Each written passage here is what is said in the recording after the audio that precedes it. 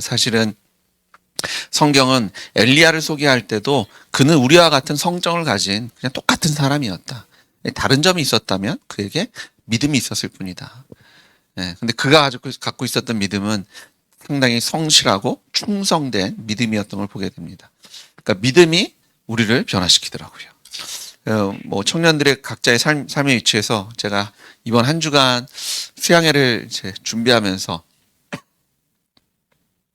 제가 목회하면서 가장 많은 설교를 준비한 주가 이번 주였어요. 오늘 내일 새벽 예배 그리고 주일 설교까지. 그래서 그걸 막 준비하는데 버겁더라고요. 그래서 오늘은 사실은 해야 할 일이 있었는데 집에서 뻗었어요.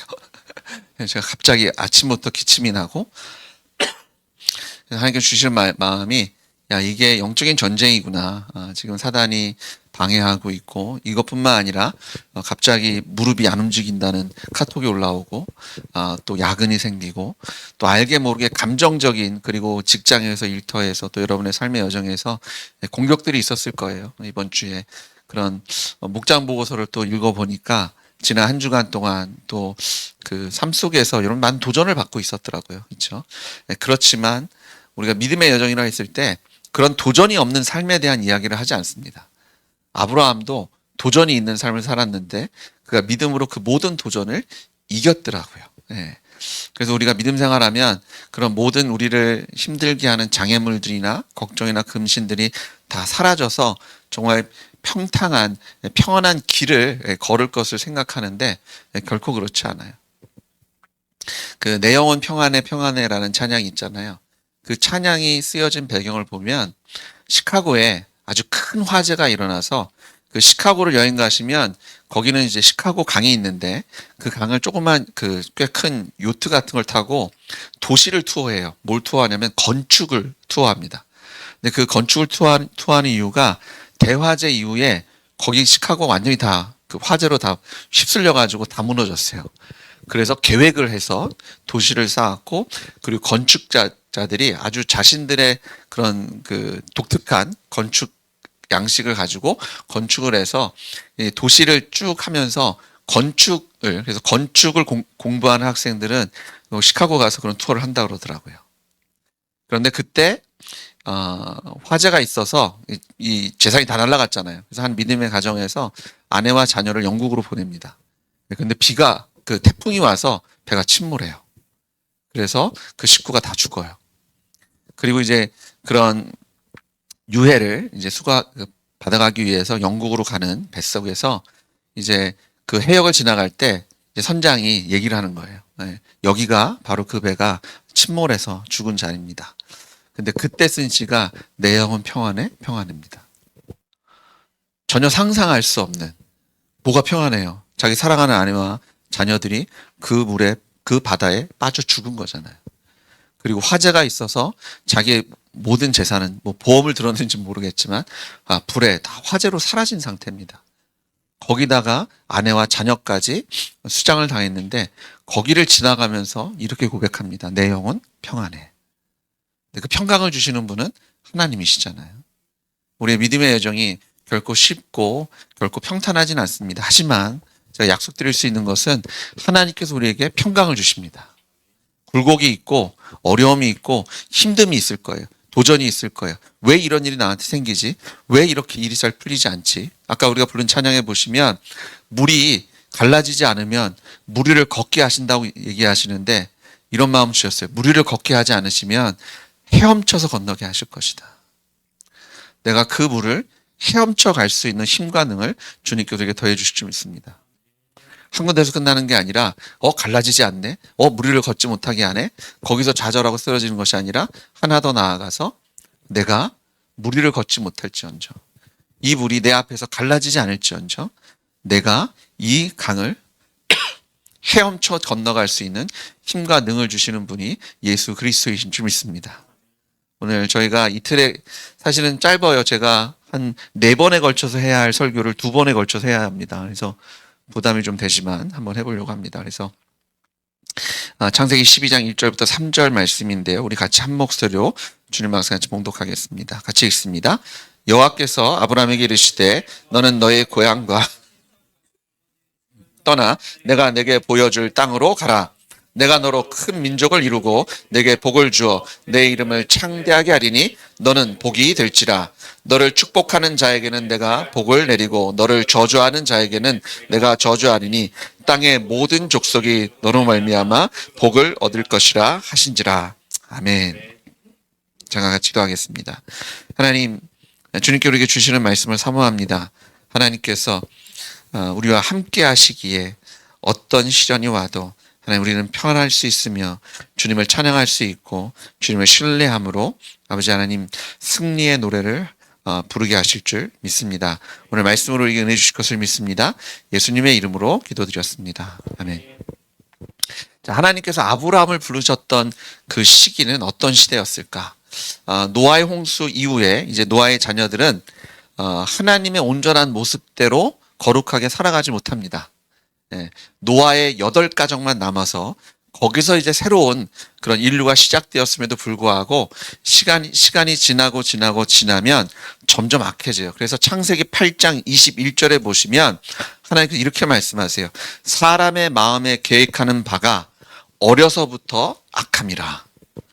그러니까 뭐 나이가 들어서 세상 풍파에 왔다 갔다 하다 보니까 사람이 참 악해지더라, 이것이 아니라 그냥 태어나면서부터 어릴 때부터 그들 마음에 악함이 있다라고 얘기합니다. 이 때문에 하나님께서는요, 사실 이걸 아셨기 때문에 무지개 약속을 주시잖아요. 내가 다시는 물론은 심판하지 않겠다. 그러면 그 약속을 주셨을 때 하나님 마음은 뭐예요?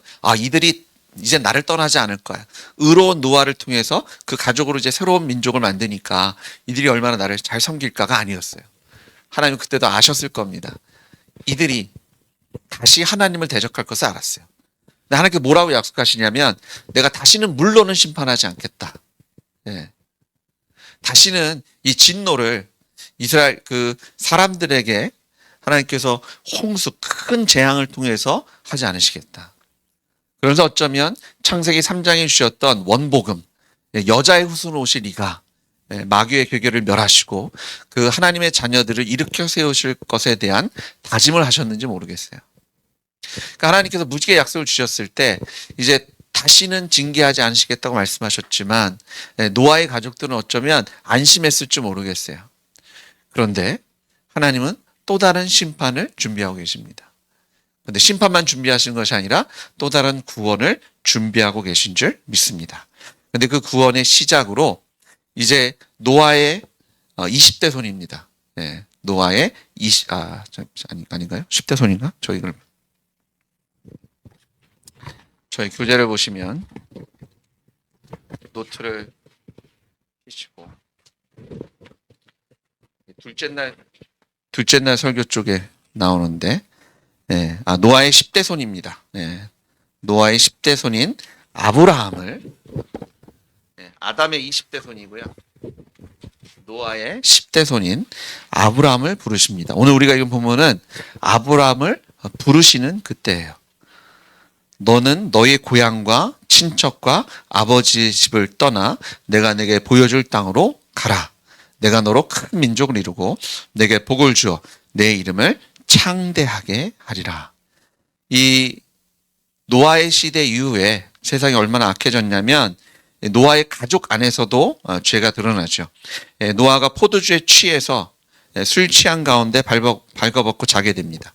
그리고 노아를 그런 것들을 보고 가나안이 이런 노아의 그런 추한 모습을 떠버리죠. 그랬더니 또 노아는 가나안을 저주합니다.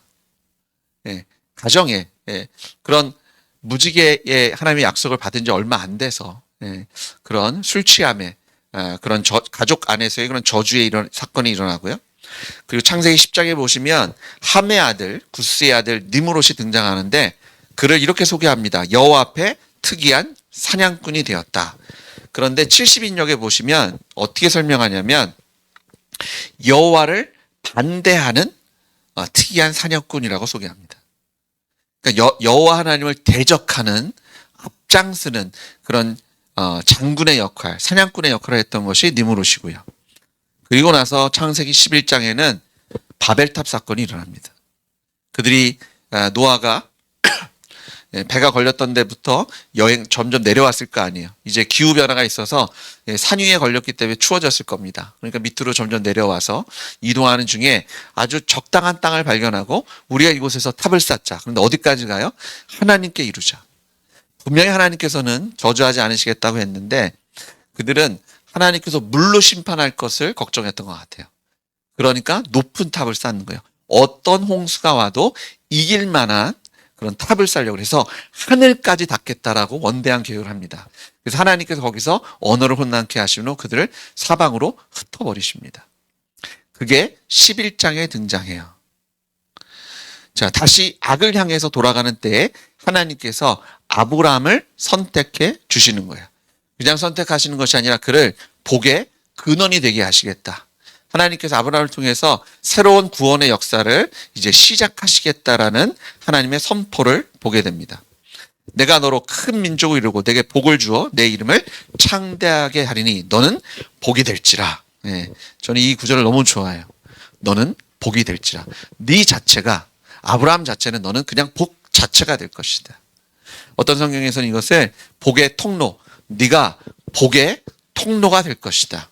복의 근원이라는 것을요. 근원이 그 발원지가 아니라 왜냐하면 복의 발원지는 누구세요? 하나님이시잖아요. 그래서 하나님께서 아브라함을 축복의 통로로 쓰셔서 하나님의 은혜와 축복을 그 사람들에게 통과시켜서 쏟아부을 수 있는 그런 축복의 통로로 사용하시겠다라고 약속하고 있어요. 그래서 아브라함을 축복하는 사람은 축복을 받고 아브라함을 저주하면 저주를 받고 그리고 땅에 있는 모든 사람들이 아브라함을 통해서 복을 얻게 될 것을 약속해 주십니다.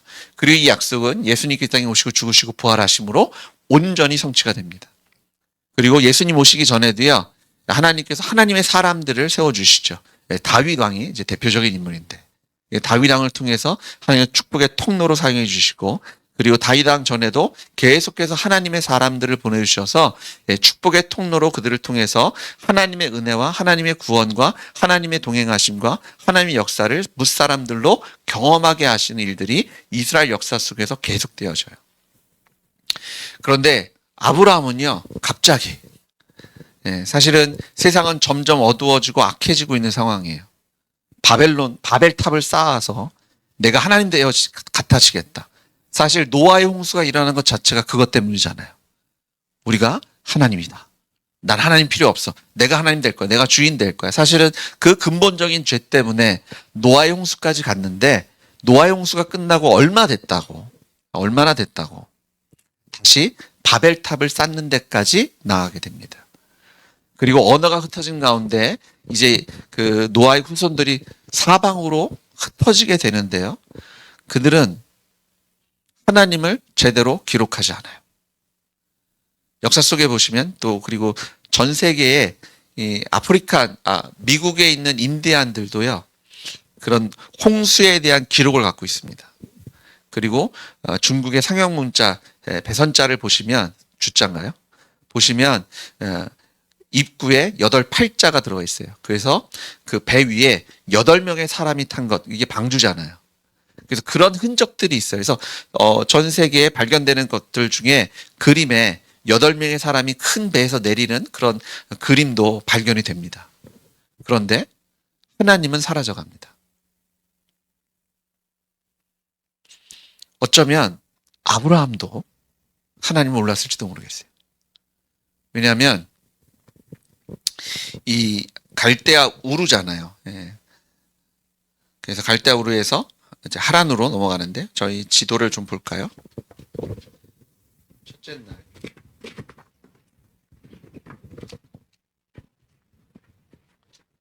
수에르 쪽 그 우르에서 하란까지 나아갑니다. 이거는 아브라함이 아브라함의 아버지와 함께 하란까지 가요. 그리고 하란에서 멈춰 있다가 이곳에서 하나님께서 아브라함을 부르시는 거예요. 네가 지시한 땅으로 가라. 아브라함이 살고 있었던 데는요, 참 혼란한 시대예요. 그런데 아브라함이 어떻게 하나님의 음성을 알아듣고 순종했을지 참 이게 놀라운 일입니다. 그런데 아브라함이 하나님을 분별할 수 있는 또한 뒷배경이 있어요. 제가 나눠드린 자료들을 보시면 알겠지만 노아가 아브라함이 태어났을 때 살아 있었습니다. 그리고 아브라함이 58세가 될 때 노아가 죽습니다. 노아가 950세 정도 살거든요. 502세에 그 자녀들을 낳기 시작하고, 그리고 이제 홍수 사건 이후에 노아가 살아 있었어요. 그리고 아브라함이 58세가 될 때 노아가 죽습니다. 그러니까 아브라함도 하나님에 대한 것을 그 아버지들을 통해서 들었겠죠. 구약의 그 역사 시간순을 보시면 노아의 홍수 이전에 그리고 홍수가 끝난 이후에 사람들이 좀 오래 살았어요. 아직 수명이 그렇게 짧아지지 않습니다. 그래서 아브라함도 175세를 삽니다. 그래서 아브라함조차도 꽤 긴 삶을 살고요. 하지만 그 이후로 급격히 사람들의 그 연수가 줄어들어요. 그래서 그 창조 과학자들은 그것이 노아 홍수를 통해서 자연 환경이 급격하게 변했기 때문에 더 이상 사람이 오래 살 수 있는 환경에서 벗어나서 밑에서 물이 솟아 올라왔고 또 궁창에서 물이 쏟아져 내리고 적외선과 자외선과 알지 모르는 모든 그 태양에서 오는 그 광선들이 다 쏟아지고 내림으로 온도 변화도 있었고요. 이것을 통해서 사람의 수명이 줄어드는데, 근데 아브라함은 노아가 죽을 때까지 58세의 시간 속에서 그는 노아의 그 이야기들을 그가 들어왔을 겁니다. 어쩌면 그것이 그가 하나님의 음성을 분별하는데 도움이 됐을지 모르겠어요. 성경에 뭐 그렇게 기록하고 있지는 않지만 우리가 그렇게 한번 생각해 볼 수는 있어요. 근데 지금 아브라함이 살았던 시대와 우리가 지금 살고 있는 시대가 그렇게 차이가 나지 않아요. 지금 우리가 살고 있는 시대에도요, 그 어느 때보다 복의 근원, 축복의 통로가 필요할 때입니다. 그때도 참 어지러웠어요. 하나님에 대해서 알아야 했던, 충분히 알 수 있었던 시대입니다. 하지만 그들은 하나님께 고개를 돌렸고 하나님께 관심이 없었으며 오히려 내가 하나님 되겠다라고 하나님을 대적하는 니므롯과 같은 사냥꾼들이 등장하고 거기에 휩쓸려서 살았던 시대예요. 근데 우리가 살고 있는 시대는 어때요? 술에 취해 있고 마약에 취해 있고 음란에 빠져 있고 그런 것을 부끄러움이 여기지 않는 시대에 살고 있어요. 이게 제가 26년 만에 한국에 왔는데, 제가 미국에 있을 때 많은 그 미국 사람들이, 청소년들이 한국 드라마를 봐요. 그리고 부모님들이 한국 드라마는 보게 해줬대요. 근데 그 이유가 뭐냐면 한국 드라마는 막장이 아니어서. 그 미국에 한 몇십 년 하는 아침 드라마가 있어요. 데이즈 오브 라이프인가 뭐 약간 그런 게 있어요. 막장 중에 막장 드라마예요. 근데 부모님들이 한국 드라마를 봤더니 권성징악, 항상 선한 사람, 착한 사람이 잘 되는 이야기잖아요. 네. 그리고 선한 사람이 등장하고, 근데 어느 순간에 한국 드라마가 더 이상 착한 얘기가 아니더라고요. 막장 중에 막장을 막 달려가더라고요. 제가 그 시작을 그 정말 끝판왕이 오징어 게임이었던 것 같아요. 깜짝 놀랐어요. 돈에 미친 사회. 네. 돈이란 것을 위해서 게임에 완전 빠져가지고 사람을 죽이고 거기서 살아남고. 네. 우리가 살고 있는 시대가 너무 악해요. 그런 저 문제는 뭐냐면 이게 악한 줄 몰라요. 예전에 순결에 대해서 얘기하면 결혼하기 전에 어떤 성적 관계를 맺으면 안 됩니다 얘기하면 당연하다고 생각했어요. 그럼 이런 얘기하면 옛날 얘기, 꼰대라고 얘기하는데, 근데 성경에서 얘기하는 것은 그런 순결함에 대해서 얘기합니다. 우리가 순결해야 되거든요. 하나님께서 우리에게 주신 것이 우리가 선해야 되고 거룩해야 되는 것이 하나님이 거룩하시기 때문에, 물론 그것 때문에 우리가 쓰러질 수 있고 넘어질 수 있어서 거기에 잘못된 죄책감이 빠져 살자는 게 아니에요. 오늘의 삶 속에서 우리는 거룩함을, 하나님이 거룩하시니 우리의 삶도 거룩하게 해야 될 줄 믿습니다. 그런데 이제 우리가 살고 있는 시대는 더 이상 이런 것들을 얘기하면 옛날 사람이고요. 시대의 착오에 빠져 있는 사람이고요. 더 이상 그런 얘기를 하면 사람들이 비웃습니다. 재밌게 살면 되고요. 그것이 비록 약이라 할지라도. 지금 미국의 역사를 보시면 미국이 언제부터 하향곡성이냐면 초등학교에서 주기도문을 못하게 한 그때부터. 많은 교회 다니는 학자들은 그때를 시작으로 해서 미국 사회가 꺾였다고 얘기를 해요. 예전에는 초등학교에서요, 주기도문을 했어요. 근데 그걸 없앴고요. 이제는 학교에 성경책을 가지고 가면 불법입니다. 혼납니다. 예, 부모가 불려가요. 이런 종교책을 갖고 오면 안 된다고 얘기해요. 그랬더니 점점 돈에, 물질적인 것에, 그리고 성적인 것에, 그리고 모든 거룩하지 않은 것들이 차고 넘치는 시대에 살고 있어요. 근데 아브라함이 살았던 시대도 그랬어요. 그때 하나님께서 아브라함을 부르신 겁니다. 창세기 12장이 아브라함에 향한 부르심이라면 로마서 12장은 예수님께서 우리를 부르시는, 천국의 후사를 부르시는, 우리로 하나님의 복의 근원으로 삼으시겠다는 하나님의 부르심은 로마서 12장 1절과 2절에서 찾을 수 있어요. 자, 로마서 12장 1절 2절을 한번 찾아서 같이 읽겠습니다. 제가 설교를 몇 시부터 시작했죠?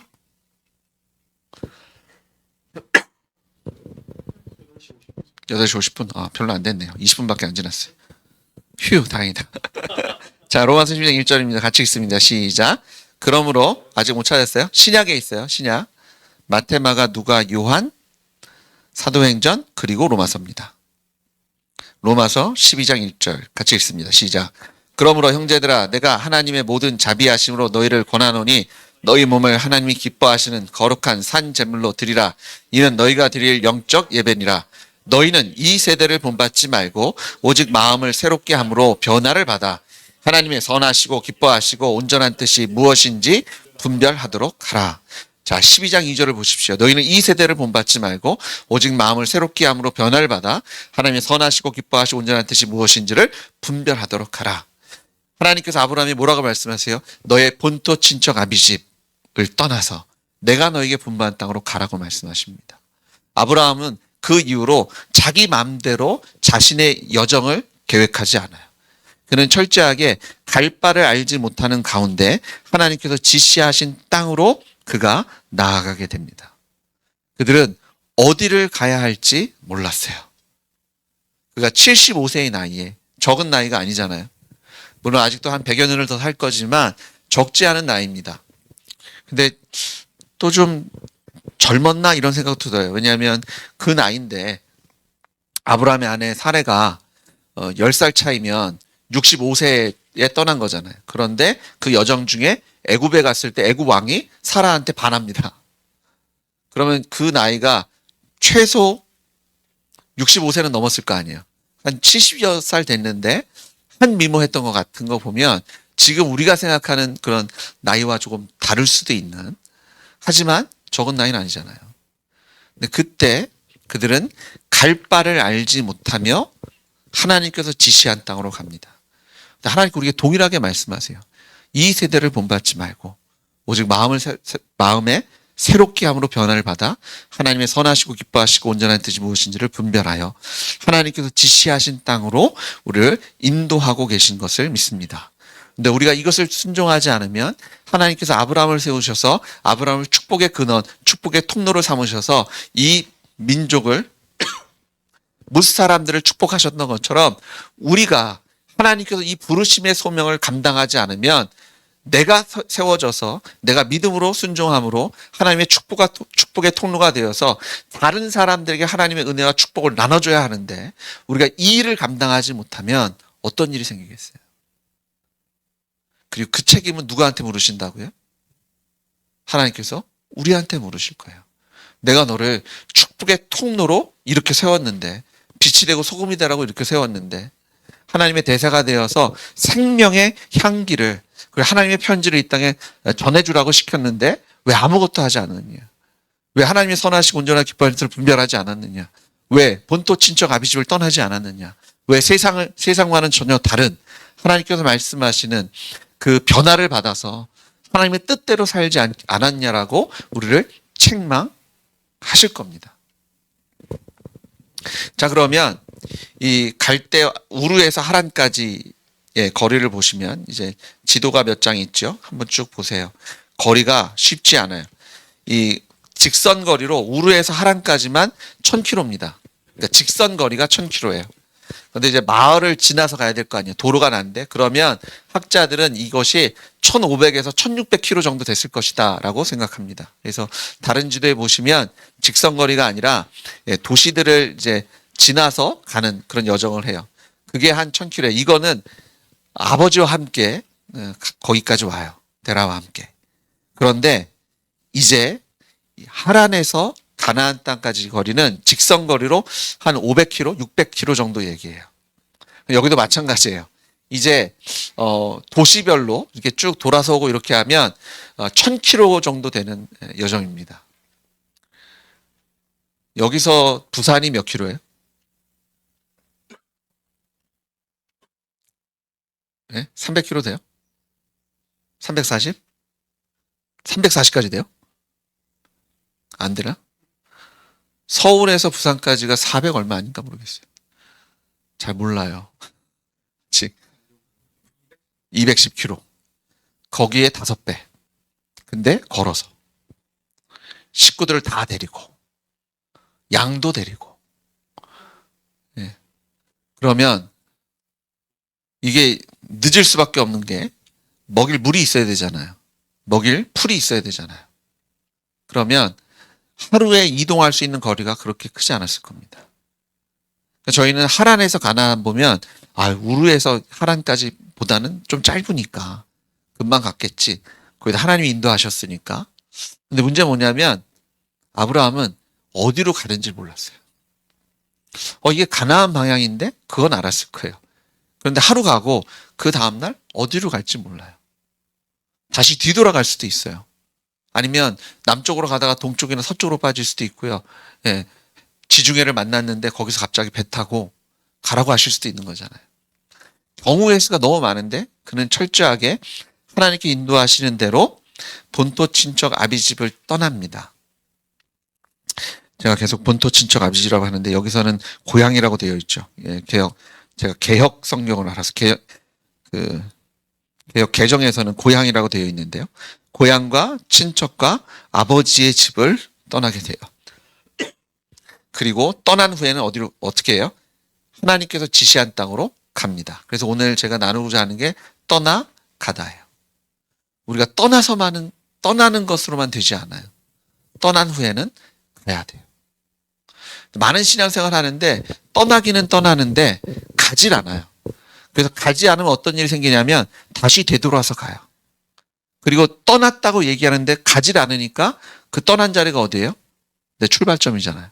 결국은 안 떠난 게 돼요. 그리고 퇴보하기도 하고, 그리고 하나님의 인도하심을 받아서 하나님께서 지시한 땅으로 가야 되는데 내 마음대로 가면 어디를 가긴 가요. 어쨌든 떠나가라 그랬으니까. 근데 하나님 인도하심을 못 받으면 전혀 다른 곳으로, 전혀 하나님께서 생각하지 않은 곳으로 갑니다. 그래서 우리가 떠나야 되는데 말씀대로 떠나면 돼요. 고향을 떠나십시오. 이 고향을 떠나는 것은 우리의 고향이 어디예요? 우리의 본향은 이제는 하나님의 나라가 된 줄 믿으십시오. 근데 예전에는 우리의 고향은 세상이었잖아요. 주님께서 뭐라고 말씀하신 거냐면 세상에서 떠나라는 거예요. 사람들이 가장 살기 편한 곳이 세상입니다. 우리 옛 습관, 예수님 믿기 전의 삶의 모습, 그냥 영화나 드라마에서 얘기하는 세상의 모습, 우리가 추구하고 우리가 이것을 위해서 살아야 한다는 학교에서 배웠던 우리의 삶의 이유와 목적, 행복한 삶이라고 얘기했던 그 모든 것에서부터 떠나라고 말씀하세요. 자, 하나님을 무시하고 거부하는 것에 익숙한 사람들입니다. 성경에서 얘기하는 것, 어떤 것은 되지만, 이거는 시대착오적이다. 이건 더 이상 말이 안 되고, 이건 옛 가르침이라고 얘기하는 것. 그것에서 떠나요. 세상에서 떠난다는 것은 이제 우리의 본향이 어디가 되는 거예요? 하나님의 나라가 되어야 할 줄 믿습니다. 그런데 세상에서 떠나는 게 쉽지 않더라고요. 이게 우리의 삶에 배어져 있어요. 배어 있어요. 우리가 아까 시련이 와도 거기서 주저앉지 않겠다. 그냥 달려가겠다 하잖아요. 그런데 시련이 오면 우리 몸에 밴 습성은 뭐예요? 욕 나오는 거예요. 짜증나는 거고, 그리고 왜 나한테 이런 일이 생겨요? 불평이 생기고 짜증이 나는. 근데 성경은 뭐라고 얘기해요? 시련이고 고난이 오면 뭐라고 말씀하세요? 기뻐하라고 말씀하세요. 성경은. 오히려 그것에 기뻐하래요. 왜요? 하나님의 크신 손과 펴신 팔을 경험할 거기 때문에. 하나님이 그 시련과 고난을 통해 우리를 성장해 주실 거기 때문에 세상을 떠나라고 말씀하세요. 우리가 여지껏 살아왔던 모든 삶의 방향에서 떠나오라고 하세요. 그런데 우리가 이게 익숙해요. 너무 익숙하고 이게 상식적으로나 아니면 우리 몸에 밴 것이나 아니면 다른 사람들이 얘기하는 것 안에서 이게 더 맞아요. 이렇게 해야 문제를 해결할 수 있고 이렇게 해야 내가 좀 더 편하고 행복이라는 것도 내가 누릴 수 있을 거라고 믿겨져요. 이해가 돼요. 상식선에서 논리적으로 이성적으로 감정적으로 그 모든 게 make sense 된다고요. 맞는 것 같은 거예요. 그냥 맞는 것 같은 게 아니라 맞아요. 근데 주님이 뭐라고 말씀하시냐면 거기서 떠나라는 거예요. 세상에서. 세상에서 얘기하는 상식이라는 것을 떠나고 세상에 얘기하는 감정, 결혼에 대한 이야기, 연애는 어떤 거고 사람과의 관계는 어떻게 해야 되고 내가 무엇을 위해서 살고 돈의 의미는 뭐고 거기서 다 떠나라고 말씀하세요.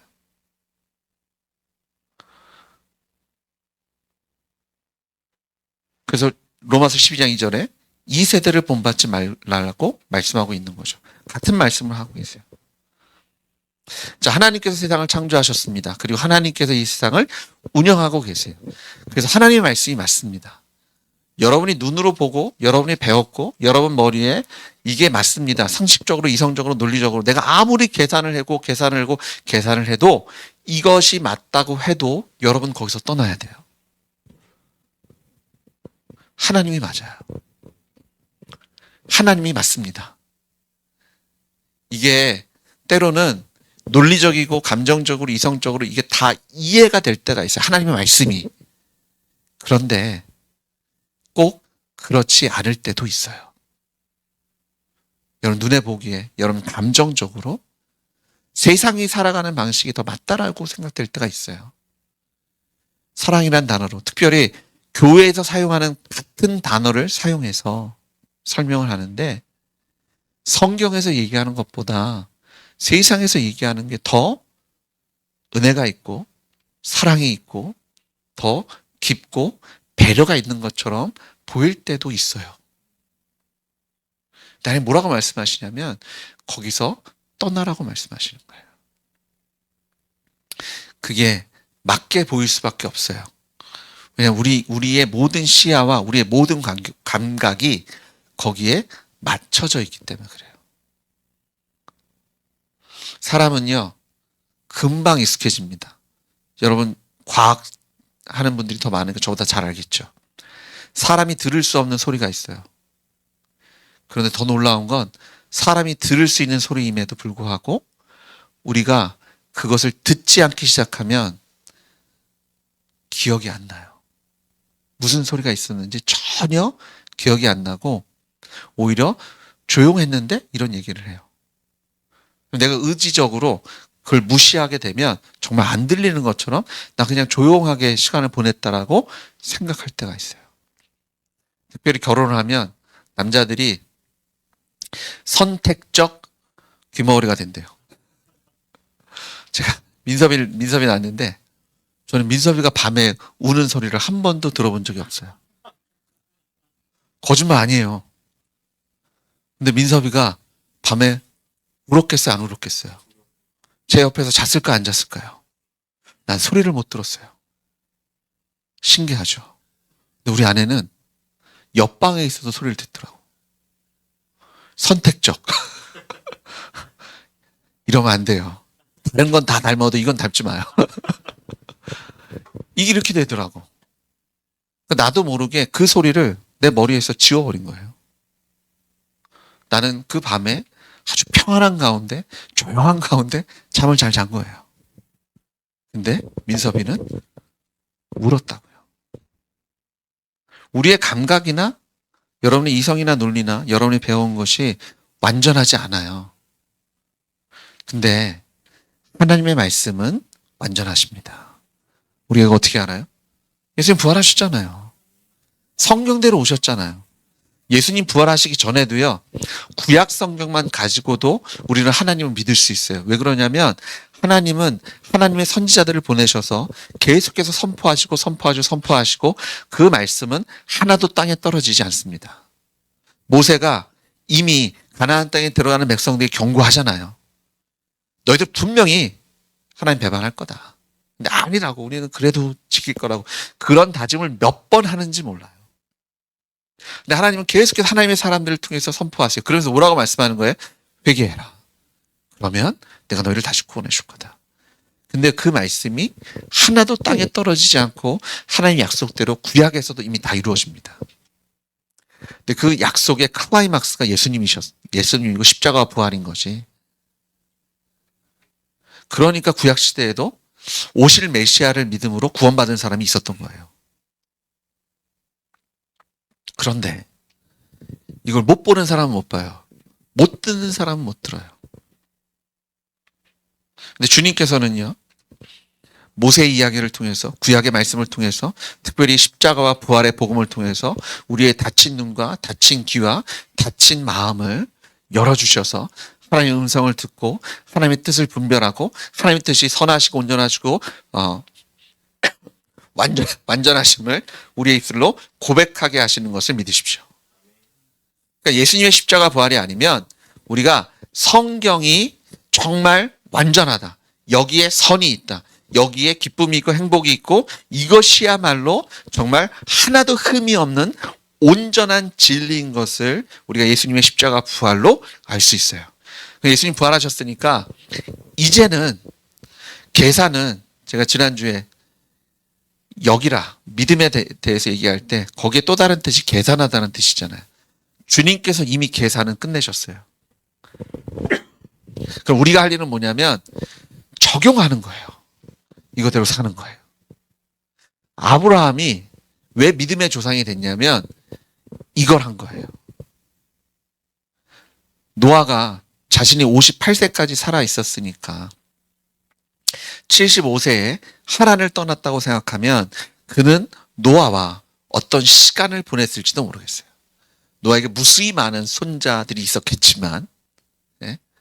아니면 할아버지를 통해서 할아버지들을 통해서 이런 홍수와 이런 여러 가지 얘기를 들었을 거라고요. 하나님께서 아브라함을 부르셨을 때, 이 하나님, 이 음성이 홍수를 일으키시고 무지개 언약을 주신 그 하나님이구나. 거기서 그가 모든 것을 내려두고 고향과 친척과 아버지를 버려두고 하나님의 음성을 가지고 걷기 시작합니다. 그게 믿음이에요.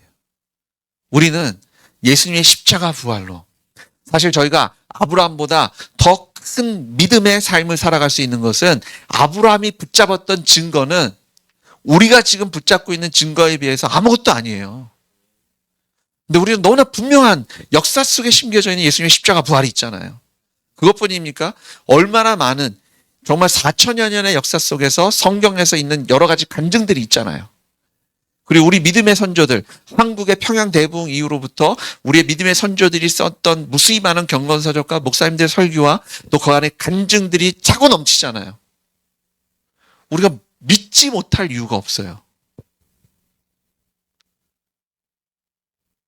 아니, 시카고에 화재가 났는데 자기 아내와 자녀가 물에 빠져 죽었는데 거길 지나가면서 내 영혼 평안해 평안해, 이런 찬양을 누가 할 수 있겠어요? 부활하신 예수님과 동행하지 않고는, 하나님께서 그 마음을 만져주지 않으시면, 그 마음에 평강을 주시지 않으면 누가 그 상황에서 나는 평안합니다, 나는 평안합니다라고 찬양할 수 있어요? 영어에서는 이렇게 얘기해요. It is well. 그것도 아니고 well이래요. 주님이 살아계시지 않으시면, 그 살아계신 하나님 우리를 사랑해 주셔서 우리의 마음을 만져주지 않으시면 그런 간증은 하나님께 올려줄 수 없어요. 예수님이 부활하시고 십자가에 죽으시고 부활하실 뿐만 아니라 지금도 살아계신 예수님은 이 땅에서 살아 숨쉬시며 역사하고 만나주시고 회복시켜 주시고 치료하여 주시고 용서하여 주시고 우리의 기도 속에 역사하셔서 강을 쪼개주시고 그 위를 걷게 하시고 그를 헤엄쳐 건너게 하시는 힘과 능이 예수님께로부터 우리에게 내려오는 것을 믿습니다. 떠나시라는 거예요. 떠나야 가요. 떠나지 않고는 갈 수 없잖아요. 고향에서 여러분이 고향이라고 믿었던 세상으로부터 세상의 모든 삶의 방식과 여러분이 배웠던 감정적이든 이성적인 거기서 다 떠나셔야 돼요. 두 번째는요. 친척들로부터 떠나줘야 돼요. 여러분들 이해해주고 여러분을 사랑하는 사람들로부터 떠나야 돼요. 그들이 여러분을 사랑한다고 하죠. 정말 사랑하는 걸까요? 예, 그들은 그들 나름대로 사랑할 거예요. 그런데요. 이 세상에서 여러분을 가장 사랑하시는 분은 누구세요? 독생자 예수를 이 땅에 보내시기를 마다하지 않으셨던 그 사랑하는 아들을 십자가에 달려 죽게 하셔서 그 보혈의 피를 씻으시고 하나님의 자녀 삼아주신 하나님보다 우리를 사랑하시는 분은 없습니다. 사람들로부터 떠나셔야 돼. 내 이웃이 누구인지에 대해서 여러분들이 새롭게 정의하셔야 돼요. 내 가족이 누구인지에 대해서 여러분들이 새롭게 생각하셔야 돼요. 세상 사람들을 버타여 살 수 없어요. 세상 안에서 살아가야 합니다. 하지만 세상과 동화해서 살 수 없어요. 세상은 우리의 사역지이고 선교지입니다. 우리가 만나는 사람들은 우리가 섬겨줘야 하는 우리의 믿음의 대상들이에요. 우리가 섬겨줘야 할 우리의 그 사역지에 우리가 사랑해줘야 되고 복음 전해줘야 할 사람들이라고요. 그럼 우리의 이웃은 누구예요? 예수 믿는 사람들이에요.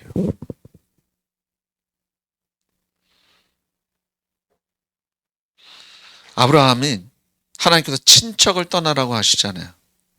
근데 아브라함의 시대를 생각해 보세요. 가족끼리 살았던 시대예요. 일을 해도 그렇잖아요. 농사 짓는 시대에는 다 가족들이 함께 일하는 시대잖아요. 그런데 독립해 나가라는 거예요. 어쩜 아브라함은 저는 아직 준비가 안 됐어요.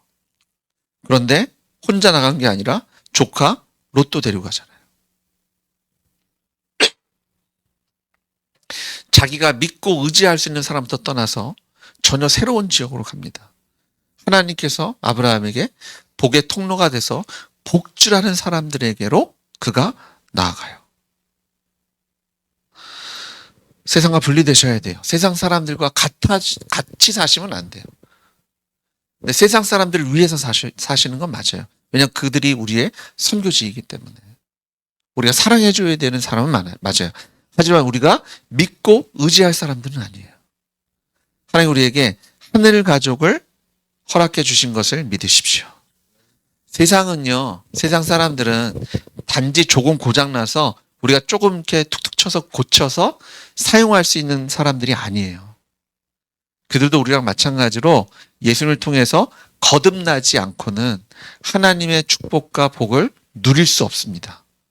그래서 우리의 사명은 조금 고장나고 조금 초점이 좀 흐트러져 있고 조금 비뚤어져 있는 사람들을 툭툭 쳐서 맞는 대로 가게 하는 그게 일어날 수가 없어요. 우리가 해야 되는 사명은요. 예수님의 십자가 부활을 통해서 그들이 거듭나서 우리의 참 이웃, 우리의 하늘 가족이 되는 자리까지 나아가야 할 줄 믿습니다. 그러니까 우리가 믿고 의지할 사람이 아니라 그들은 누구예요? 우리가 사랑해줘야 되는 사람이에요. 우리가 변화시켜야 되는 사람이에요. 믿고 의지하는 것은 하나님을 믿고 의지하고 이 하늘가족 공동체, 교회를 믿고 의지하고 우리가 함께 중보하고 함께 힘을 합해서 하나님께서 우리에게 주신 그 선교지, 우리의 일터, 그곳에 죽어가는 영혼들을 하나님께로 인도해내는 그 일을 감당하셔야 돼요. 근데 우리가 어떤 실수를 하냐면 그들과 함께 일을 하려고 해요. 물론 세상에서 같이 동역할 수 있어요. 그렇죠? 같은 회사에 다니고 그리고 어떤 것에 협력을 할 수 있어요. 그런데 우리가 기억해야 될 것은 그들은 우리가 섬겨주고 사랑해야 할 대상이에요. 그리고 하나님께서 그들을 구원하셔서 우리와 함께 동역자의 자리에 서게 하실 때 하늘가족 공동체로서 주님께서 우리를 세워주실 것을 믿습니다. 교회가 그래서 중요해요. 하늘가족 서로 믿고 의지하고 힘을 내어 주님께서 우리에게 맡기신 축복의 통로의 일들을 넉넉히 감당하는 여러분 되시길 주님을 축복합니다. 우리가 전도해야 할 사람들이 있어요. 그런데 문제는 뭐예요? 우리가 전도해야 할 사람이 우리 가족이에요. 아빠, 엄마, 할아버지, 할머니, 내 자녀, 내가 사랑하는 대상. 그러니 더 내려놓을 수 없는 거예요. 딜레마잖아요. 하늘 가족이 이제 진짜 가족인데 육신의 가족이 있잖아요. 그럼 이거 무시한다고요? 아니에요. 예루살렘부터 땅끝까지. 예루살렘이 끝났다고 그냥 땅끝으로 가는 거 아니에요. 지금 우리가 살고 있는 시대는요, 예루살렘과 유대와 사마리아 땅끝을 동시다발적으로 일해야 돼요. 글로벌 시대잖아요. 그러니까 여러분이 가장 가까운 사람들부터, 그리고 선교의 일도 감당하고, 또 여러분이 일하는 일터에서 빛과 소금의 역할을 감당하셔야 돼요. 거기에 동화돼서 사시면 안 돼요.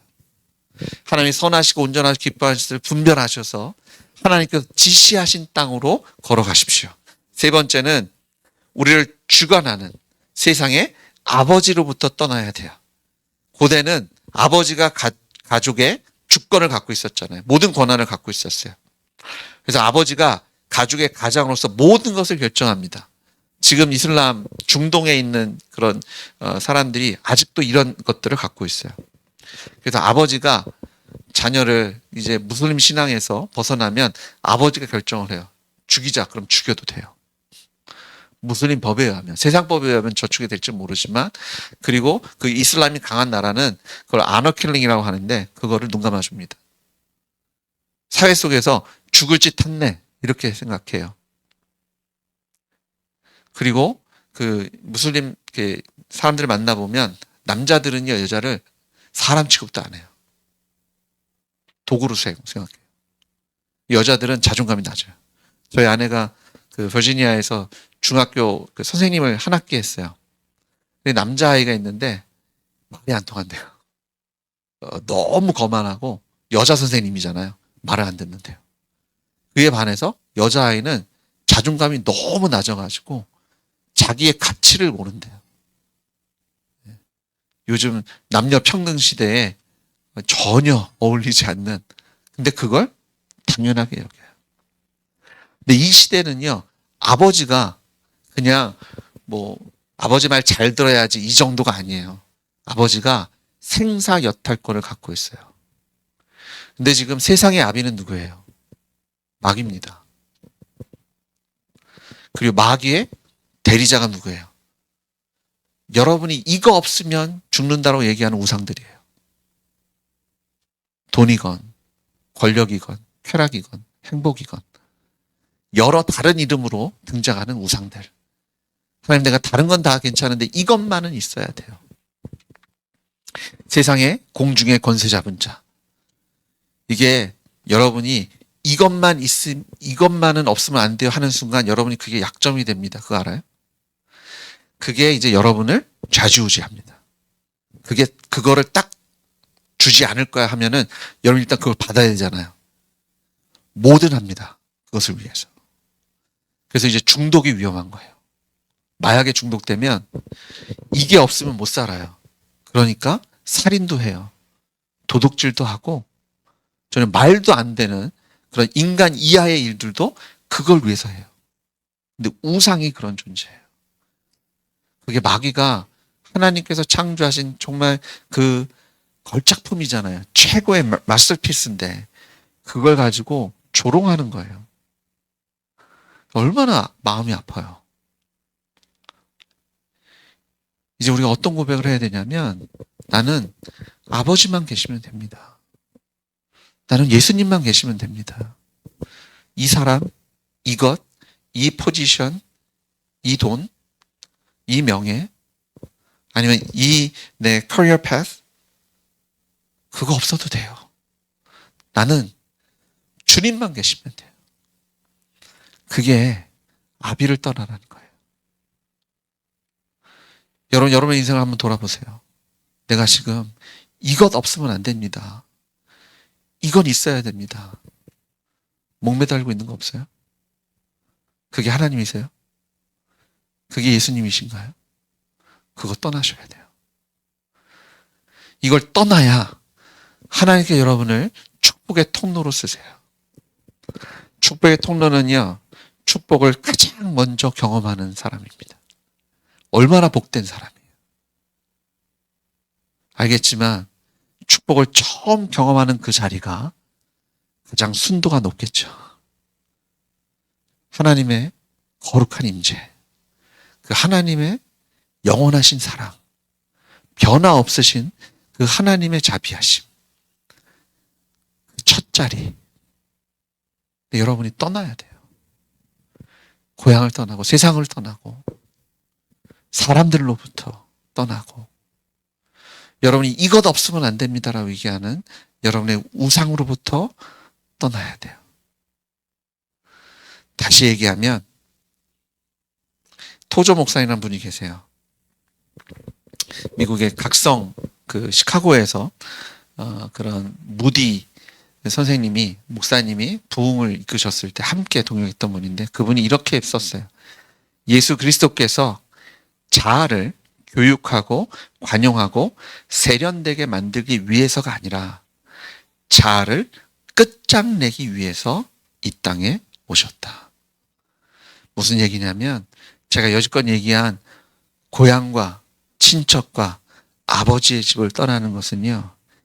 이전의 나로부터 떠나라는 거예요. 그냥 고쳐 쓰는 거 아니에요. 내가 부족한 게 좀 이런 거니까, 내가 연약한 것이 이거니까, 난 이것만 좀 수정 보완하겠습니다. 내가 이것만 좀 채워 넣겠습니다. 그게 아니라 나의 자아를 깨버리는 거예요. 이전 것은 지나가는 거예요. 쓰레기통에 버리는 거예요. 십자가에 못 박는 거예요. 무덤에 묻어버리는 거예요. 그것이 떠나는 거예요. 주님께서는요, 이 땅에 우리의 자아를, 나를 죽이시려고 오신 거예요. 근데 죽이려고만 오신 것이 아니라 우리의 영원한 삶, 생명을 주시려고 이 땅에 오신 거예요. 그런데 그 영생을 얻으려면 내가 죽지 않고는, 내 자아를 무너뜨리지 않고는, 내가 고향과 친척과 아버지의, 내 우상의 자리에서 떠나지 않고는 우리가 갈 수가 없어요. 갈 수가 없어요. 창조주 하나님께서 우리에게 복 주시겠다고 말씀하세요. 그리고 우리를 통해서 이 어두운 세상에 우상에 취해 있고 음란에 취해 있고 마약에 취해 있고 돈에 취해 있는 이 세상을 축복하시겠다고 말씀하십니다.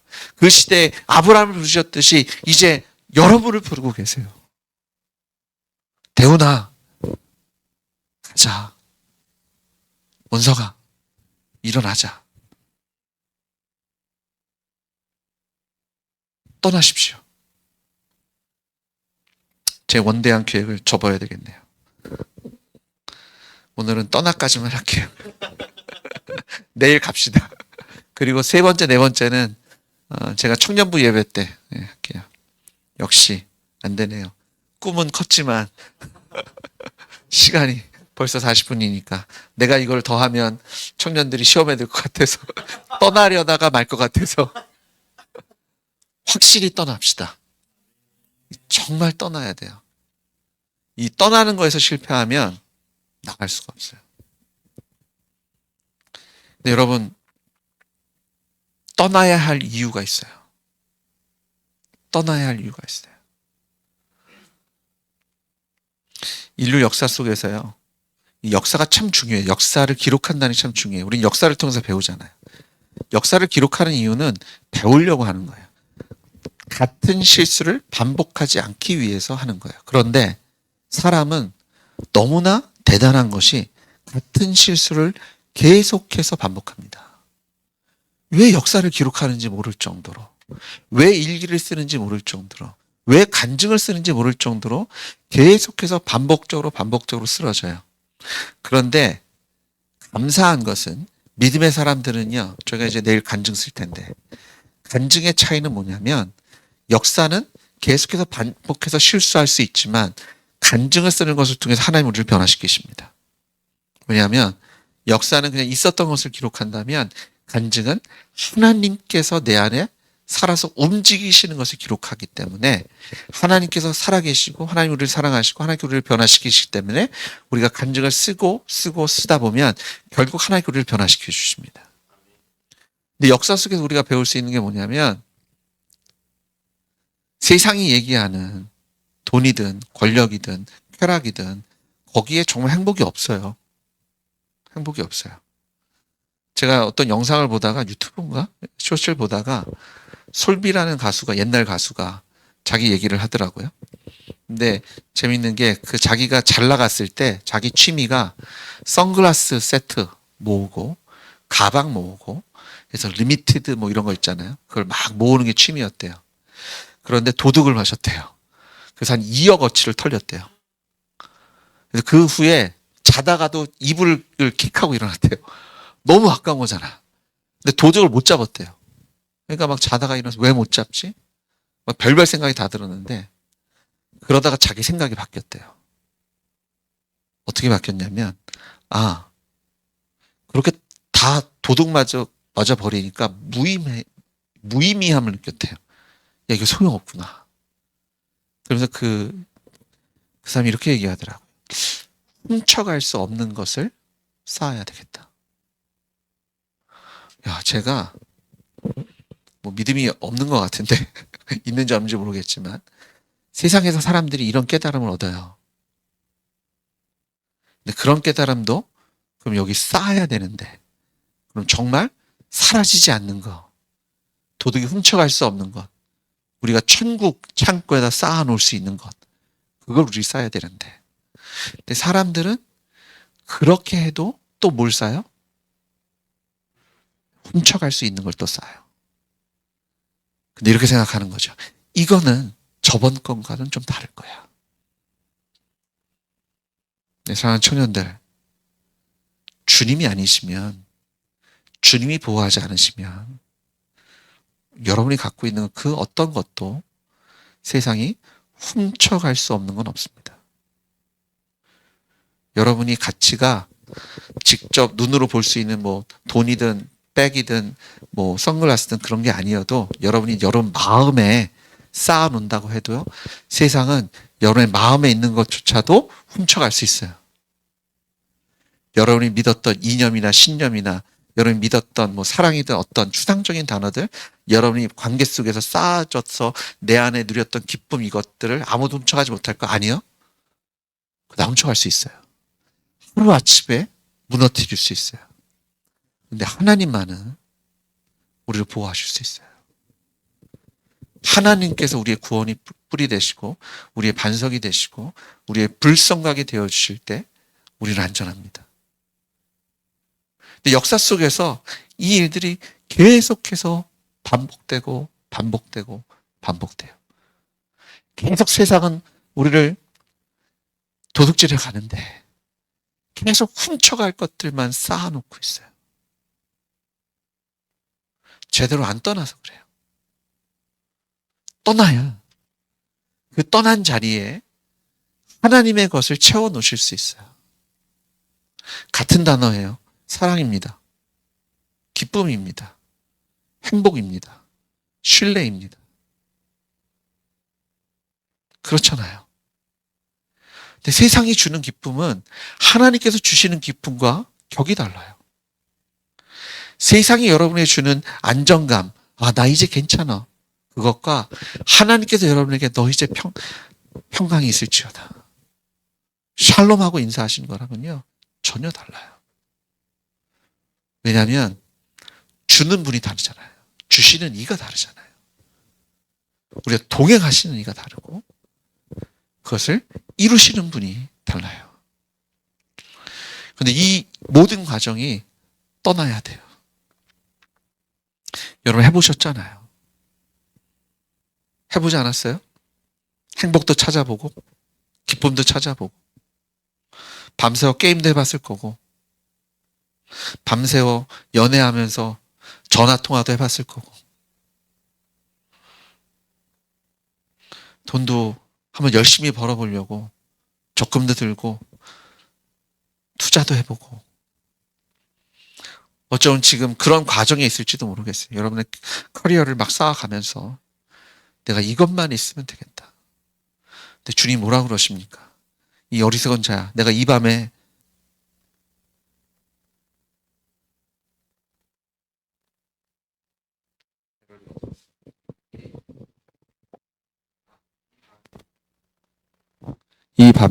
네 영혼을 찾을 건데 네가 창고에 쌓아 올린 거 누가 쓸 거냐?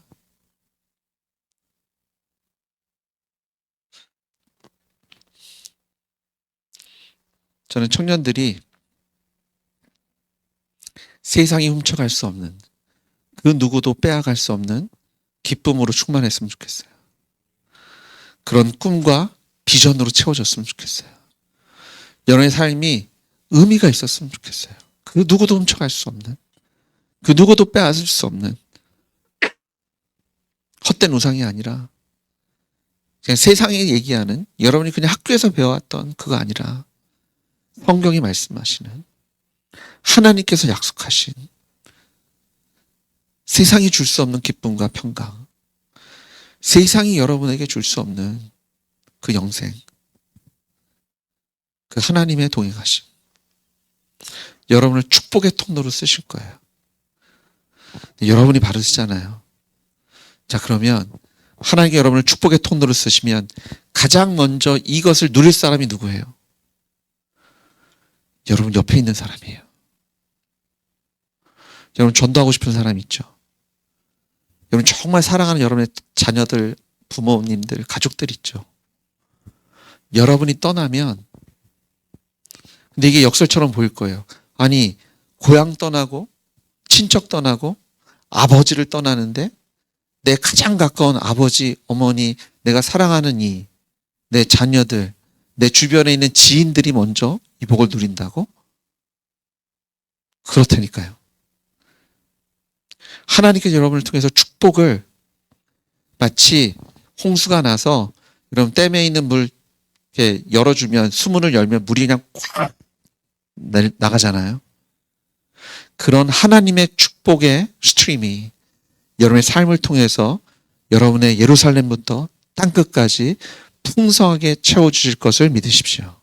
근데 그 시작이 떠나는 것에부터. 우리는 아브라함보다 더 확실한 증거가 있어요. 옛날에 들었던 아담의 이야기, 그리고 58년간 같이 시간을 보냈을지도 모를 노아의 이야기, 바벨탑의 그 실패, 그런 것 아니라 정말 하나님의 아들이 이 땅에 오셔서 여러분을 위해서 죽으시고 부활하셨잖아요. 못 믿을 이유가 없어요. 못 떠날 이유가 없어요. 세상에 양다리 거칠 필요가 없어요. 나 이것 없으면 죽는다라고 얘기할 필요가 없어요. 주님만 계시면 됩니다. 주님만 계시면 돼요. 주님이 여러분이 이제 떠나서 가는 그 길에 주님만 여러분과 동행하시면 돼요. 거기에 영생이 있고, 거기에 승리의 노래가 있고, 거기에 간증이 있습니다. 우리 사랑하는 청년부가 부활하신 예수님 붙잡고요, 이 믿음의 길, 축복의 통로가 되는 이 어둡고 흉악한 세상에서 하나님 주신 그 사명을 넉넉히 감당할 수 있도록, 여러분의 가장 가까운 사람들이 먼저 하나님께서 여러분을 통해서 이 세상에 부어주시는 그 은혜와 축복을 누릴 수 있도록 먼저 떠나 하나님께서 지시한 땅으로 나아가는 우리 청년들 되기를 주의 이름으로 축복합니다. 같이 기도하겠습니다. 하나님, 그렇습니다. 옛 습관에서, 세상에 유행하는 것들에서, 내가 믿고 의지했던 사람들 속에서, 내가 이것 없으면 안 됩니다라고 얘기했던 그 우상으로부터 하나님 떠나겠습니다. 떠나겠습니다. 떠나겠습니다. 이제부터 영원토록 나와 동행하실 때 하나님의 축복의 그 통로로 우리를 사용하셔서 하나님, 우리로 기쁨이 충만하며 우리를 통해서 구원받는 자들로 그 하나님의 영생에 동참하는 놀라운 역사가 우리의 순종으로부터, 우리의 믿음으로부터 일어나게 하실 것을 믿습니다. 예수님의 이름으로 기도드렸습니다.